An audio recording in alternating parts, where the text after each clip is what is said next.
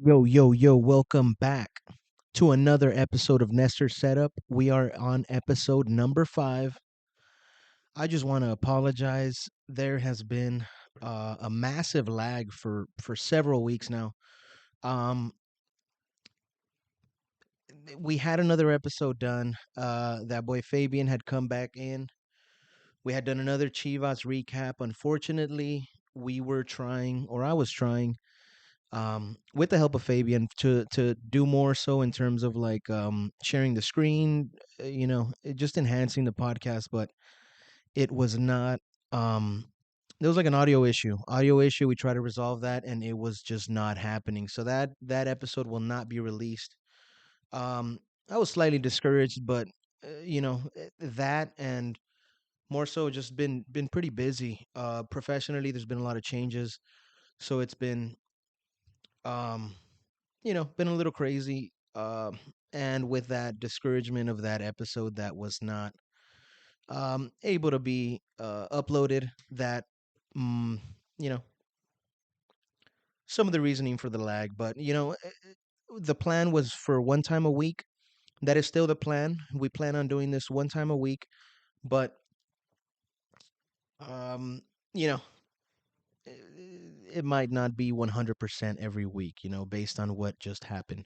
So I am committing to 50 episodes by the end of the year. 50 episodes. This is number 5, so I have a lot of work to do, but I do have a full year. I plan on bringing different guests, but today we're just going to do a solo podcast just to get some up, you know what I'm saying? We haven't talked in a minute. Um Chivas have been pretty well. We're going to be talking a little bit about Chivas. We're going to be talking about some of the current events that we have going on. And we do have an election coming up in November, so we'll touch up on that a little bit. But first things first, yeah, I just want to apologize. The consistency hasn't been there, but 50 episodes by the end of the year, I am committing. And if that does not happen, I will no longer consider myself a Chivas fan. So if I do not upload 50 episodes by the end of the year, I will no longer be a Chivas fan. So that is my way of committing, um, as much as I can. You know what I'm saying? But just thank you guys for listening again. Thank you for bearing with me, and yeah, we'll just get started to it. So Chivas, we are on position 8. Position 8. We just came from beating. I forgot who we played. Who did we just play? We just beat Launam. Launam. Shout out to my boy JP, his school. We just beat your school, my boy. But yeah, it was a good game. I mean, Fernando Gago has been with every week that has passed, it's been more and more consistent in terms of what he's looking for the team. Um, we have a lot of guys that have really stepped up this tournament. We lost Alexis Vega, um, so people had to really show up. Honestly, Alexis Vega has become an afterthought. It's surprising that I'm starting with this, but I was thinking like a couple weeks ago. I was just like, man, like it didn't work out with the Alexis Vega situation. I really wanted that to work out. He was so much potential, so much like possibly Europe, to cement his legacy in La Selección Mexicana. And my guy was just, you know, it didn't work out, and now he's on Toluca. But I just have like, we don't miss him. We don't miss him at all. You know what I'm saying? Like I mentioned, Pavel Perez has been fucking phenomenal. Pavel Perez has been phenomenal. He's been the person that's replaced Alexis Vega, and we just brought in Cade Cowell. Come on, those two guys will be, combined much more than whatever Vega could have offered. He can't even stay consistent, like stay healthy. It's been, let's just say that it's initially when the news hit that Vega was leaving, it was like, fuck, man, like that's my play. You know what I'm saying? But we have not missed him. We have not missed him. Let's just say that. But yeah. So Pavel Perez. I wanted to see. There was a note that I wanted to share. So yeah, I was very hopeful for Pavel Perez in the beginning. And he's been killing it. And because of that, he's now in the prelista for the Nations League. for the Selección Mexicana. So he is now being called up, right? Alexis Vega, you could have had that, did not want it, back to irrelevance in some other random club, of course. But no other club offers what Chivas offers in terms of notoriety, in terms of publicity, in terms of um, a springboard to either Europe or to the Selección Mexicana. It does not compare. Um, and anybody could say whatever they want, but facts are facts. Um, so yeah, Pavel Perez being called up. He's 25 years old. I did not know that. I thought he was much younger. He's been with us for a long time, but he's finally got his shot, and he's taken advantage, well advantage of that. And then with Cade Cowell coming in, that left flank is taken care of. And what about the debut of Javier El Chicharito Hernandez last week against La UNAM? It's a few minutes, 5 6 minutes. Just to say he debuted. He didn't even have a chance to, touch the ball, get a shot off. The game was resolved. They threw him in there, get a little bit of experience. Two fouls. They just fouled him right out of the gate, of course. So that might be something to look forward to. Not look forward to, but be prepared for. Be prepared for because people are there's a lot of publicity. There's a lot of the legend returns, and a lot those players do not, you know, they don't feel that same way. They don't give a fuck, right? So they're just going in there and trying to crack somebody. So that's what I saw with Javier. So and with his injury, he has to be very careful to I just hope he's 100%. Nothing was for. I don't think nothing was forced because the only reason I would have seen that maybe they would have rushed his return was because maybe the team was doing bad or we needed goals or this and that. But I mean, we're doing okay. We're eighth position right now. We do have a tougher part of the schedule coming up. And next week, we're going to be facing off against La Máquina Cementera del Cruz Azul. They are number one right now, 19 points. We're at 15 points, okay, 4 points. But, Cruz Azul, I haven't really seen their games, but based on, my homies that are Cruz Azul fans, they're very hopeful and looks like it's going to be a good scrap this upcoming weekend. But I haven't been this confident or hopeful, confident and hopeful, both of them, for this Chivas team in a long time. Honestly, in a long time. I mean, we have not been this stacked forever. Shout out to Amaury Vergara. Amaury Vergara has really taken these reins from his father Jorge Vergara and just fucking took it to a next level, right? Jorge Vergara exporting Javier to Man U in that fashion and in that box office fashion, and Amauri just returning him 14 years later. It's a beautiful story. It's a beautiful story. Amauri's been killing it. He's done everything he could to get this team to succeed. Now the players just need to come through. Um, so yeah, I mean, with Richie Marin has been freaking solid. JJ Macias, he's back. Uh, We'll see what happens. He's never done anything good with my team. A few goals here and there. His prime seasons were with Leon. He's never had any of that season with me. So, we'll see. We'll see whenever he wants to show up. He forced his way to Europe, did nothing, came back. Okay, so congratulations. Um, so yeah, I mean, based on the expectation that there is for him, I'm not expecting a lot. I'm okay with Richie Marin. JJ Macias is more talk than anything. Super fragile dude. He can't even stay in the field. Um, with that being said, I want him to shut my mouth. I want him to become that goal scorer that everyone um, paints him out to be. But I haven't seen anything that shows me otherwise. He's just as soon as he gets the ball, he just gets a shot off. No IQ, no. I'm very frustrated with that. But we have Richie Marin and we have the goat Javier El Chicharito Hernandez. So once Chicharito starts getting in rhythm, in a couple weeks, I know we have those clásicos, three clásicos coming up. He's, and I'm glad that he debuted with Pumas. That way, he can get some more minutes, maybe 20, 30 minutes with Cruz Azul. And then when those three clásicos come in, he's freaking good to go. But other than that, I mean, Piojo Alvarado, he had a great game last season. I mean, he had a great game last week, but he's just, I feel like he can be better. I feel like he can be better. I don't know. I think the last touch is something that he needs to work on. But I mean, he's been doing a pretty good job in terms of my midfield. Eddie Gutierrez, phenomenal, phenomenal. Eddie Gutierrez.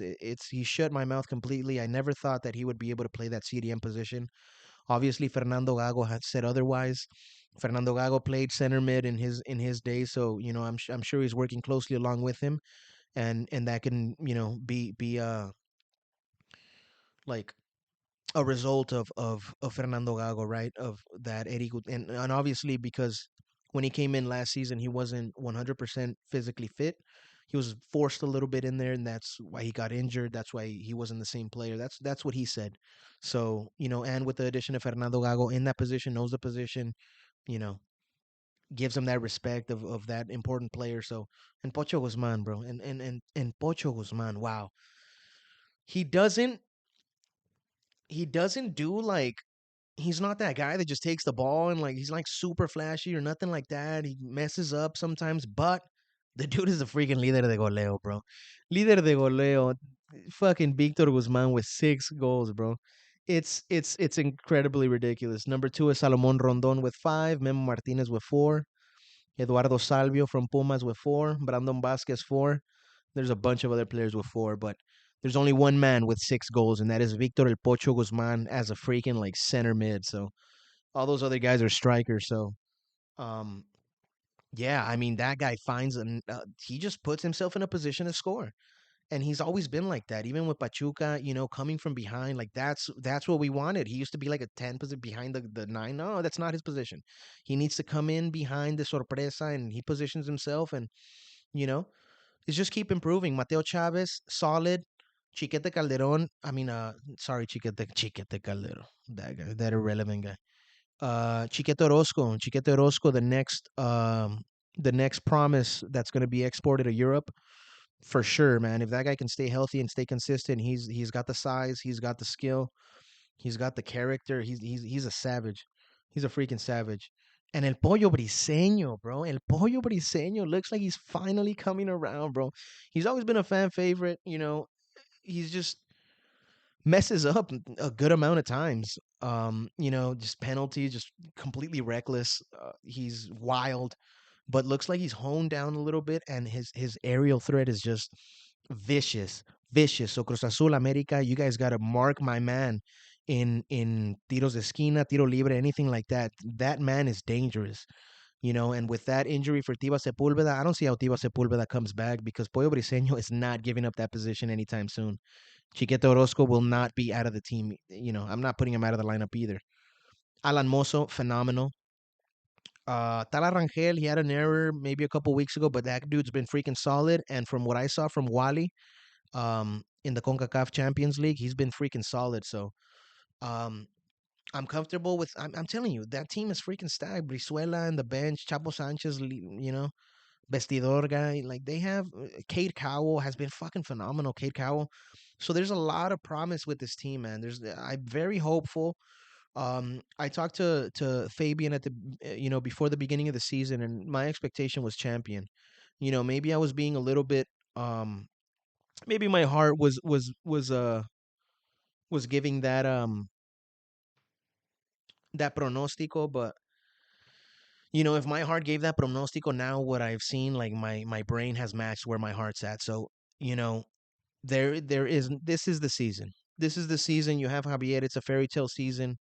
If they can somehow pull this off, Fernando Gago in his first season, we have the players, we have the talent, we have the talent, we have the fans, the selling out every stadium. What team is doing that, bruh? What team is doing that? Goes to any stadium, home, away, it does not matter. They're leading. Most of the people in this crowd are Chivas fans, bruh. There's levels. There's levels. There's different. You know what I'm saying? It's no other team. No other team. I'm seeing do that, bro. Um. So yeah, I'm very hopeful. We have a couple other notes here. We already got the Pavel Perez. We have the Clásicos coming in, and I just want to touch on the right before we step out of Chivas.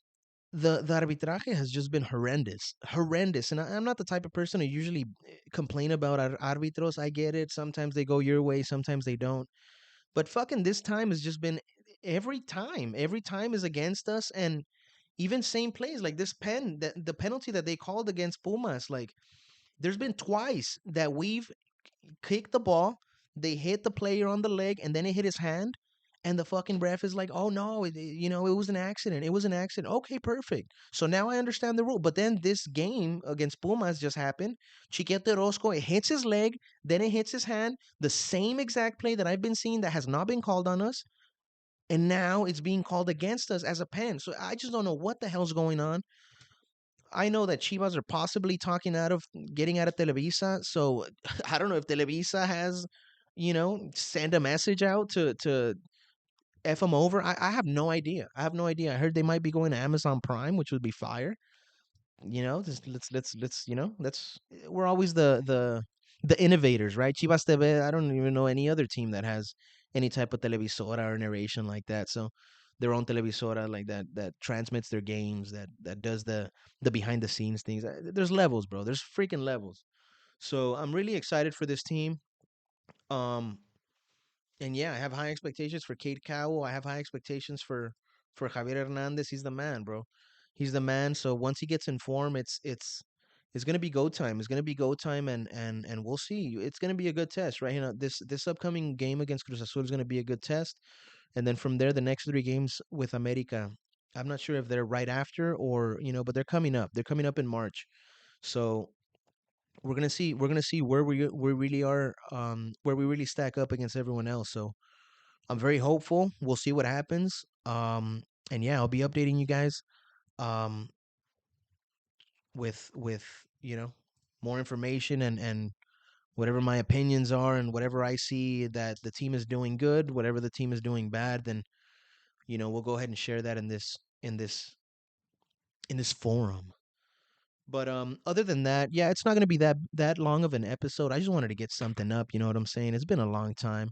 I miss talking to you guys, but I do appreciate you guys listening and bearing with me. Um, but yeah, there was a mix of all that. Professionally, like my professional, work related. There's been a lot of changes, so I had to put a big focus on that. The issues with the episode with Fabian, slight discouragement, and then just lag in general from my end. But yeah, 50 episodes a year.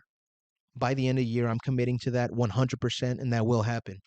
Um, Other than that, Chivas, we're done with Chivas. We'll see if they get that dub. I got a few Cruz Azul fans that they're just waiting to send me a message. So we'll see how that game goes, and let's get that dub. But other than that, I just wanted to touch up on a little bit of current events, things that are going on around the world.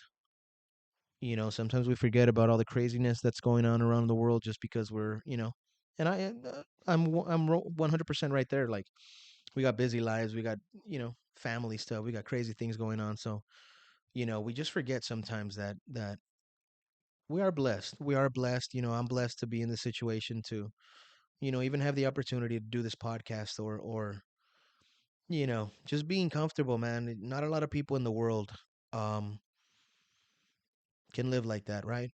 And we're blessed to be in the US here, live.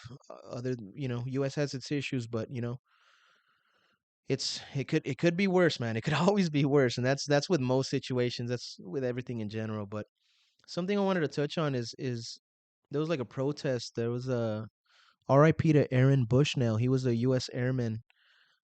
He died after setting himself on fire outside the Israeli embassy in Washington. So here in the U.S., just in front of the embassy, he just lit himself on fire. He unfortunately did not survive the wounds, and he passed away. Um, that is crazy.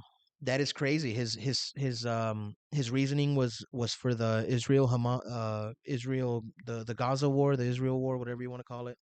Um, he was against the genocide in Gaza that's going on, and that was his way of protesting. And what a strong way to protest. And unfortunately, he didn't make it, but I don't know how that's gonna. He was 25 years old. 25 years old, man. He said he would no longer be complicit in genocide.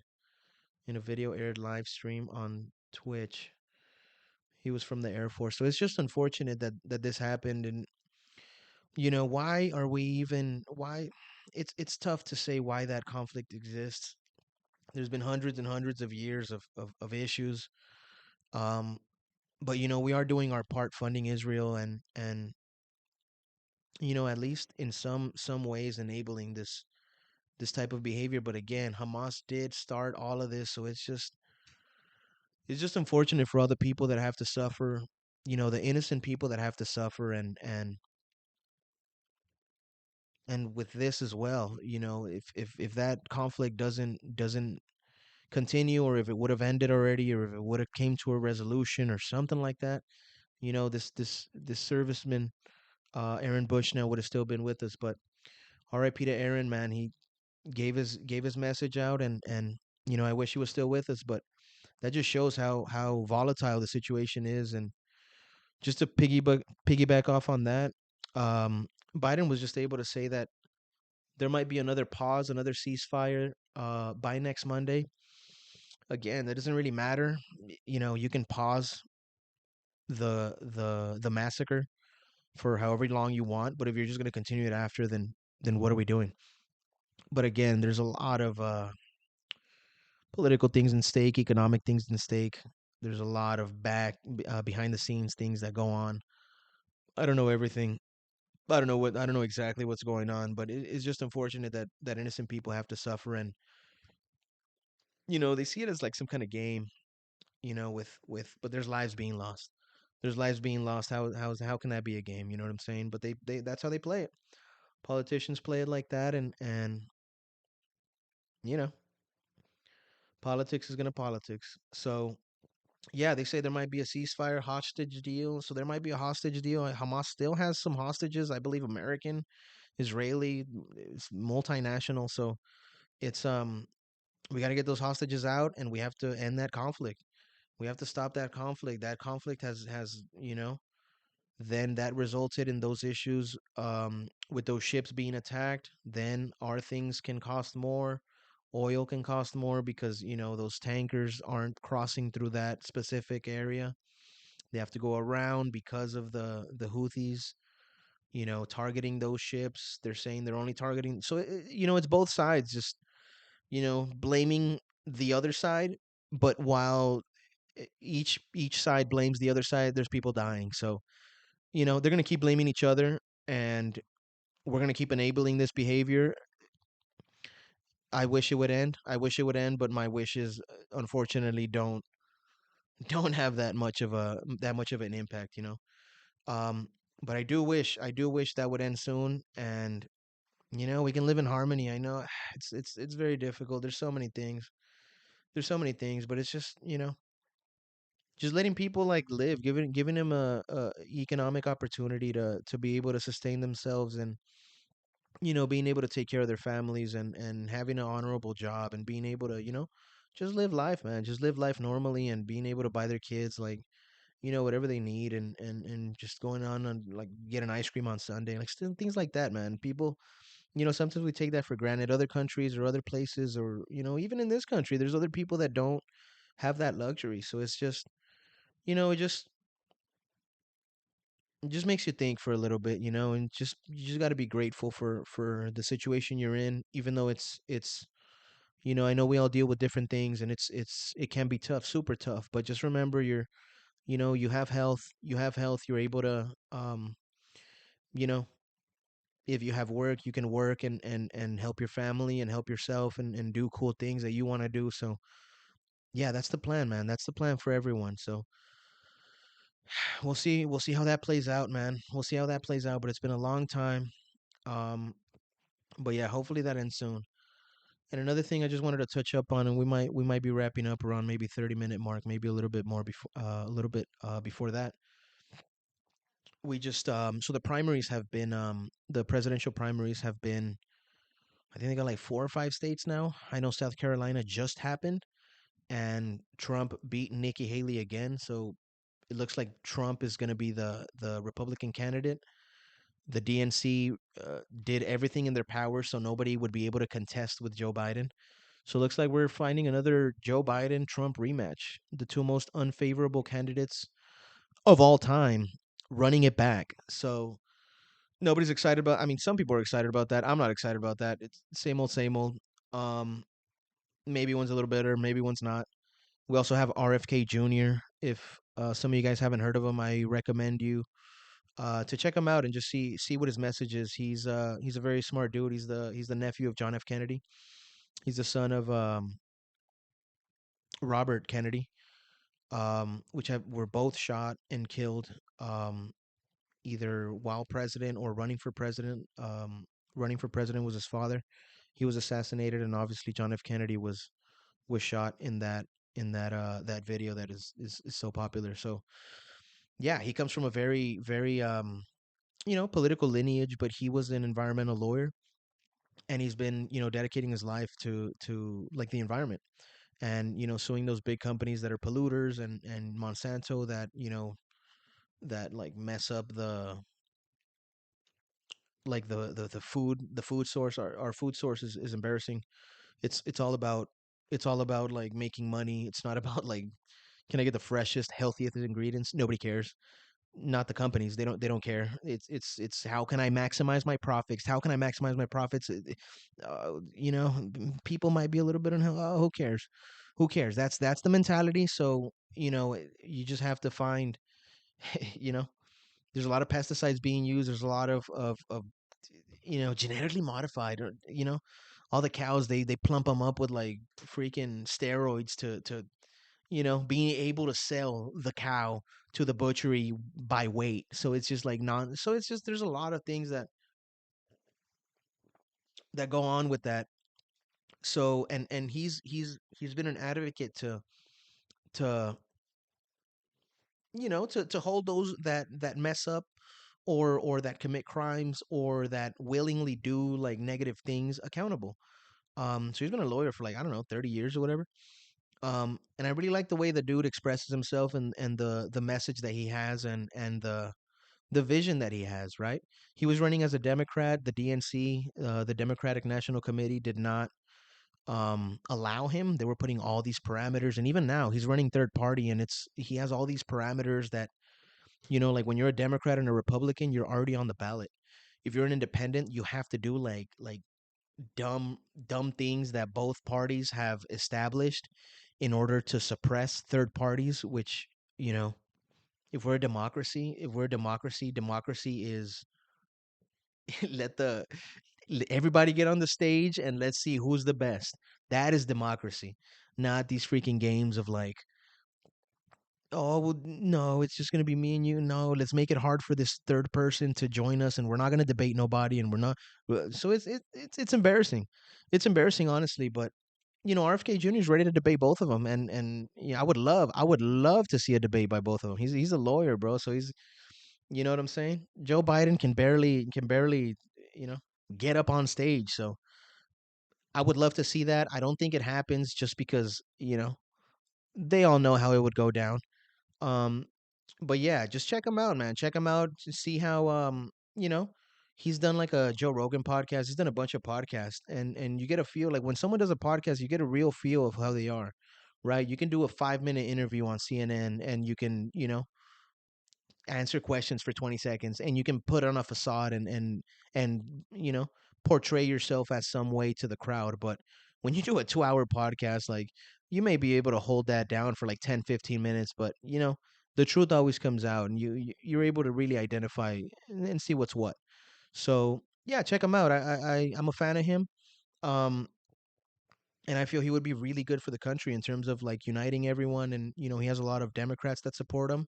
Obviously, he was running as a Democrat, and he has a lot of Republicans that support him as well. He has like the highest favorability rating, I believe, at 34%. So if they say who, like, that just means like people have a positive outlook on him, right? Trump, a lot of people have very negative outlook on him. Obviously, Joe Biden, they have a very negative outlook on him, um, due to his cognitive abilities. But RFK slightly edges both of them. I think they're like, I don't remember exactly, but he's pulling the strings. He's going out there, but his biggest job right now is to get his name on the ballot. So they got to do like signatures. They got to do like make a new party. There's all these different rules that the Republicans and Democrats have put in place to try to suppress any third party or any type of competition in democracy, which is embarrassing. Embarrassing. How do you even consider that a democracy? But I guess. I guess this is the biggest democracy in the world. Whatever. Okay, we get two guys run it back. We get the two oldest dudes, two oldest the people that nobody likes. Some people like them. You know what I'm saying? But you know, they have very negative publicity. Nobody wants that. Nobody wants that rematch, man. We're the fresh people. We're the people that actually have a vision to do something here and make something happen. Um, I would love a younger candidate. If I get a younger candidate in there, even RFK is like 70 years old, but compared to these two guys, he's like, you know, and the dude like takes care of himself. So that dude's like hiking and stuff and like surfing at 70, which is freaking insane. But yeah, that's what he talks about. Instead of like he talks about like going out there doing exercise, eating healthy, who's promoting that? Nobody's promoting that, but he actually cares. I get the vibe that he actually cares about the citizens and he cares about the country. So definitely check him out, man.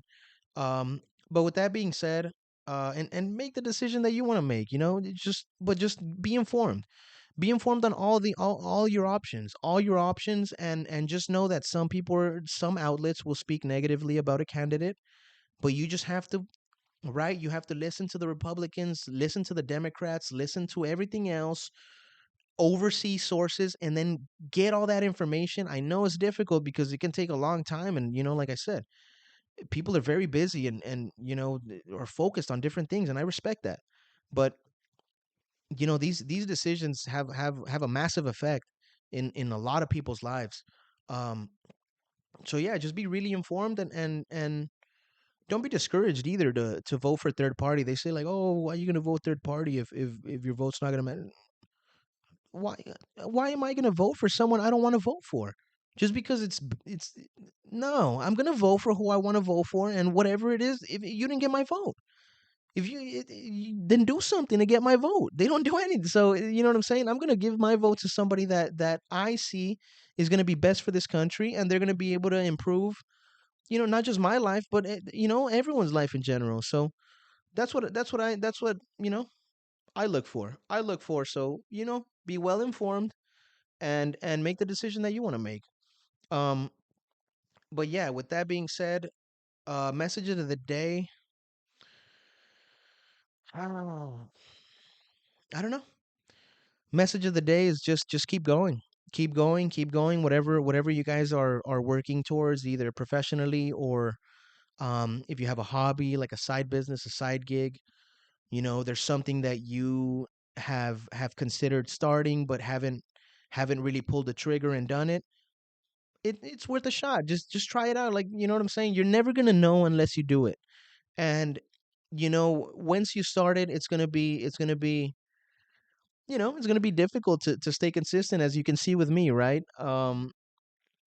It was interesting because my last episode with Shams, we talked about consistency and with that being said, I missed 3 to 4 weeks. So Uh, I'm a bit embarrassed, but like I said, the plan is still once a week, but 50 episodes by the end of the year, 100% that will be done. Um, and yeah, just keep going, guys. Thank you guys for listening. I really appreciate you guys taking the time and hanging out with me here. And I wish everyone the best, and I wish everyone a very good week. Um, and yeah, stay safe.